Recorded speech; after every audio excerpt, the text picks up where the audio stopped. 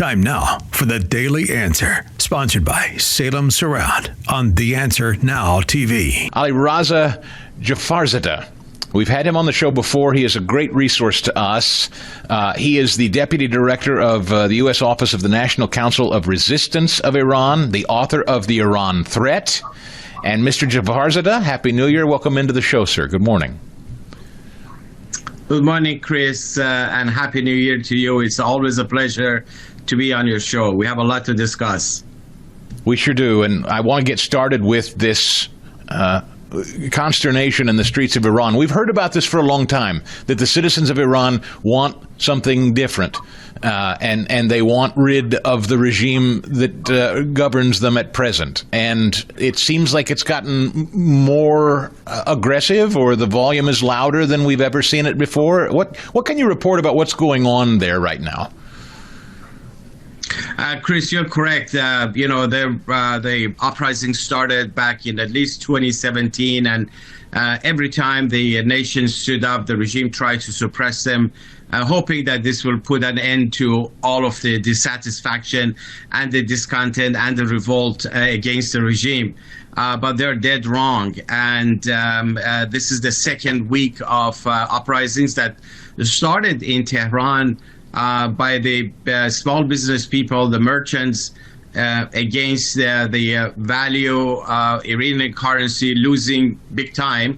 And so that was augmented by other sectors of the society joining, the poor, the deprived, smaller towns and cities, and expanded to over 100 cities in less than a week. On almost all provinces of Iran, and then the students joined. And the call basically is death to Khamenei, which is the supreme leader of the Iranian regime, death to the dictator, death to the oppressor, be the Shah, the supreme leader, making it very clear that they don't want to return to any form of dictatorships. They're looking forward for freedom and democracy. Now, the foundational cause for these protests are economic.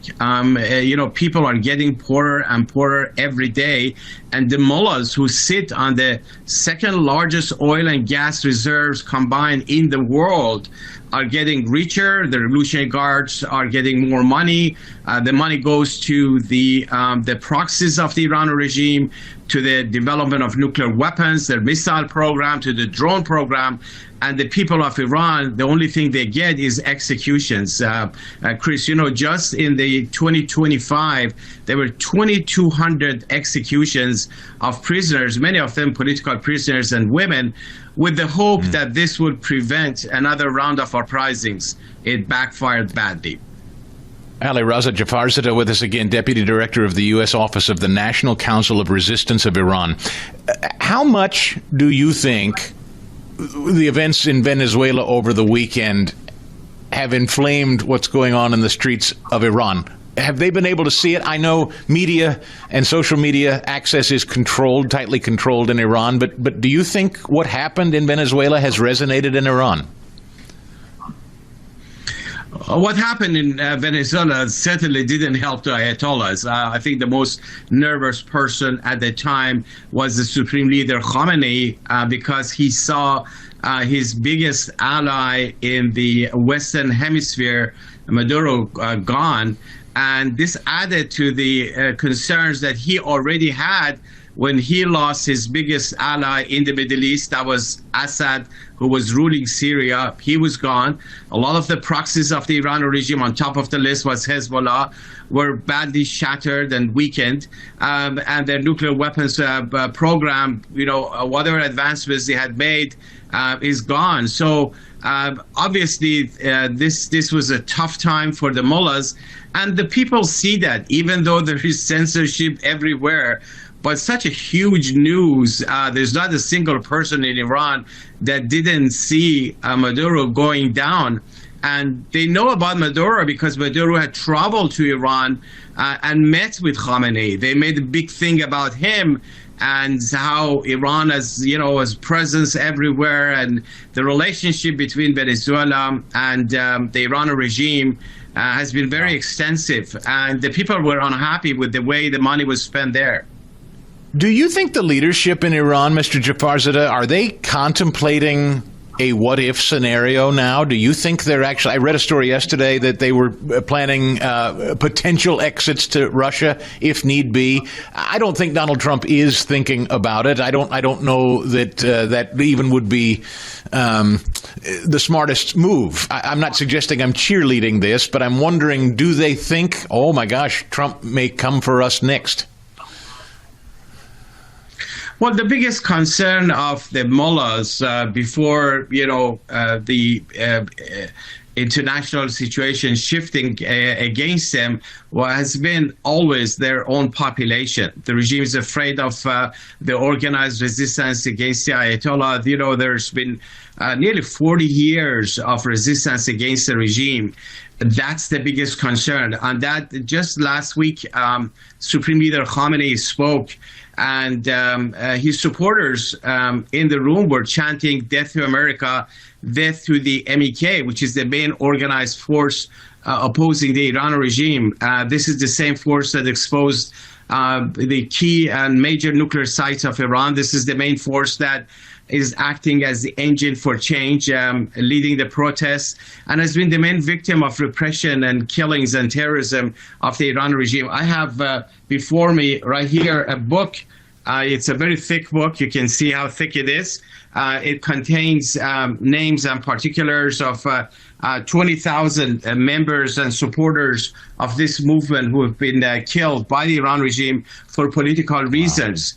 So there is a history of resistance. You see the protests, it's not spontaneous. It's not because something economic happened here and there. It has deep roots. There is a strong culture of resistance against the regime. And people are very clear on what they want. This movement is led by a woman, Mrs. Mariam Rajavi. She has introduced a platform for the future of Iran that says the legitimacy comes only from ballot box, separation of religion and state, gender equality, freedom of press, freedom of political parties, freedom of religion, free market economy, and non-nuclear Iran. That's the future. Mr. Jafarzadeh, with just about 30 seconds to go, if the mullahs, the Ayatollah, if they were no longer in power and the people got their wish and this regime was toppled, what do you think would come of Iran? Would it become a democracy? Would it become a capitalist economy? What do you think? Absolutely. It's going to be the democracy. And I mentioned the organized force, that the platform they have. They also have a plan for transition. They believe in a non-nuclear Republic of Iran. They believe in a non-belligerent Iran. But they're, very committed to the principles of democracy and human rights and political pluralism, especially when it comes to women. Chris, just imagine when Iran is free, it's democratic, it's republic, and what an impact it would have, not just on some 90 million population in Iran, but the entire region who have seen Tehran being the head of the stake of war and terror. Hopefully that will change and have a big impact globally. Mr. Jafarzadeh, we will stay close on this important story. The world is shifting quickly, and we hope Iran is, for the good, a part of that. Thank you, sir, so much. Happy New Year. We'll see you in a minute. For full shows, live and on demand, it's Salem News Channel.